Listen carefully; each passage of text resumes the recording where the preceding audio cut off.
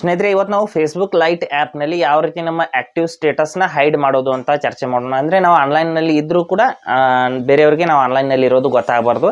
ಆ ರೀತಿ ನಾವು ಯಾವ ರೀತಿ ಆಕ್ಟಿವೇಟ್ ಮಾಡ್ಕೋಬೋದು ಅಂತ ನಾನು ಸಂಪೂರ್ಣ ಇವತ್ತು ಹೇಳ್ತೀನಿ. ಹಾಗೆ ನಮ್ಮ ಚಾನಲ್ಗೆ ಮೊದಲು ಬಂದಿದ್ದರೆ ದಯವಿಟ್ಟು ನಮ್ಮ ಚಾನಲ್ನ ಸಬ್ಸ್ಕ್ರೈಬ್ ಮಾಡಿಬಿಟ್ಟು ಪಕ್ಕದಲ್ಲಿರುವಂಥ ಬೆಲ್ ಐಕನನ್ನು ಪ್ರೆಸ್ ಮಾಡಿ ನಮ್ಮ ತಂತ್ರಜ್ಞಾನ ಆಧಾರಿತ ಬೃಹತ್ ಕುಟುಂಬದ ಸದಸ್ಯರಾಗಿ.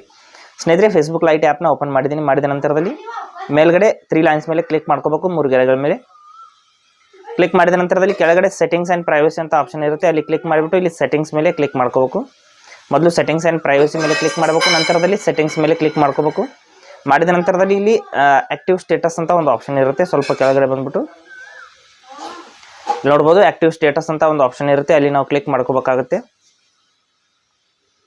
ಕ್ಲಿಕ್ ಮಾಡಿದ ನಂತರದಲ್ಲಿ show when you are active ಅಂತ ಇಲ್ಲಿ ಏನು ಆಪ್ಷನ್ ಇದೆ, ಈ ಒಂದು ಬಟನನ್ನು ನಾವು ಆಫ್ ಮಾಡಬೇಕಾಗುತ್ತೆ, ಆಫ್ ಅಥವಾ ಡಿಆಕ್ಟಿವೇಟ್ ಮಾಡಬೇಕಾಗುತ್ತೆ. ಈ ರೀತಿ ನೋಡ್ಬೋದು. ಇಲ್ಲಿ ಇದ್ರ ಮೇಲೆ ಈ ರೀತಿ ಕ್ಲಿಕ್ ಮಾಡಿಬಿಟ್ಟು ಟರ್ನ್ ಆಫ್ ಅಂತ ಕ್ಲಿಕ್ ಮಾಡ್ಕೊಳ್ಳಿ. ಕ್ಲಿಕ್ ಮಾಡಿದ ನಂತರದಲ್ಲಿ ಆ್ಯಕ್ಟಿವ್ ಸ್ಟೇಟಸ್ ಅನ್ನೋದು ಸಂಪೂರ್ಣವಾಗಿ ಇಲ್ಲಿಂದ ಹೈಡ್ ಆಗುತ್ತೆ.